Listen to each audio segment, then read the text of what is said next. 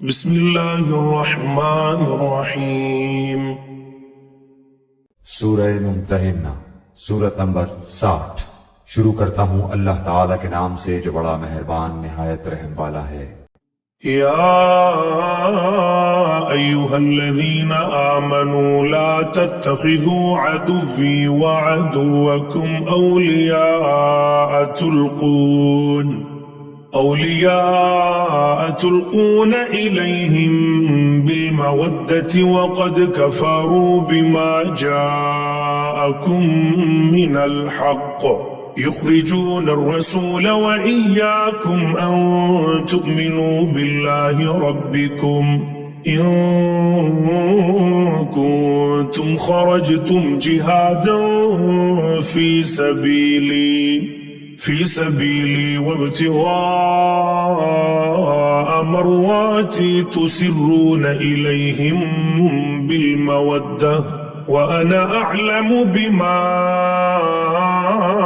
أخفيتم وما أعلنتم ومن يفعله منكم فقد ضل سواء السبيل۔ اے وہ لوگو جو ایمان لائے ہو، میرے اور خود اپنے دشمنوں کو اپنا دوست نہ بناؤ۔ تم تو دوستی سے ان کی طرف پیغام بھیجتے ہو اور وہ اس حق کے ساتھ جو تمہارے پاس آ چکا ہے کفر کرتے ہیں۔ پیغمبر کو اور خود تمہیں بھی محض اس وجہ سے جلا وطن کرتے ہیں کہ تم اپنے رب پر ایمان رکھتے ہو۔ اگر تم میری راہ میں جہاد کے لیے اور میری رضامندی کی طلب میں نکلتے ہو تو ان سے دوستیاں نہ کرو۔ تم ان کے پاس محبت کا پیغام پوشیدہ پوشیدہ بھیجتے ہو اور مجھے خوب معلوم ہے جو تم نے چھپایا اور وہ بھی جو تم نے ظاہر کیا۔ تم میں سے جو بھی اس کام کو کرے گا وہ یقیناً راہ راست سے بہک جائے گا۔ إن يثقفوكم يكونوا لكم أعداء ويبسطوا إليكم أيديهم وألسنتهم بالسوء وودوا لو تكفرون۔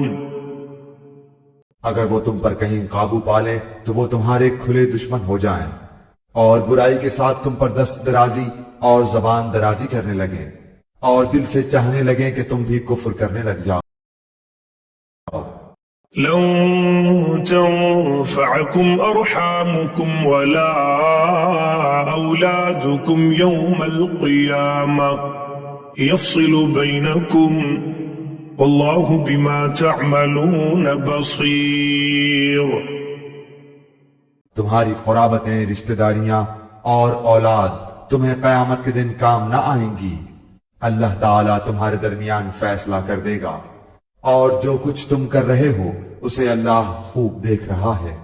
قد كانت لكم أسوة حسنة في إبراهيم والذين معه إذ قالوا لقومهم إنا براء منكم ومما تعبدون من دون الله كفرنا بكم وبدا بيننا وبينكم العداوة والبغضاء أبدا حتى تؤمنوا بالله وحده إلا قول إبراهيم لأبيه لأستغفرن لك وما أملك لك من الله من شيء ربنا عليك توكلنا وإليك أنبنا وإليك المصير۔ مسلمانوں، تمہارے لیے حضرت ابراہیم میں اور ان کے ساتھیوں میں بہترین نمونہ ہے، جبکہ ان سب نے اپنی قوم سے برملا کہہ دیا کہ ہم تم سے اور جن جن کی تم اللہ کے سوا عبادت کرتے ہو ان سب سے بالکل بیزار ہیں۔ ہم تمہارے عقائد کے منکر ہیں جب تک تم اللہ کی وحدانیت پر ایمان نہ لاؤ۔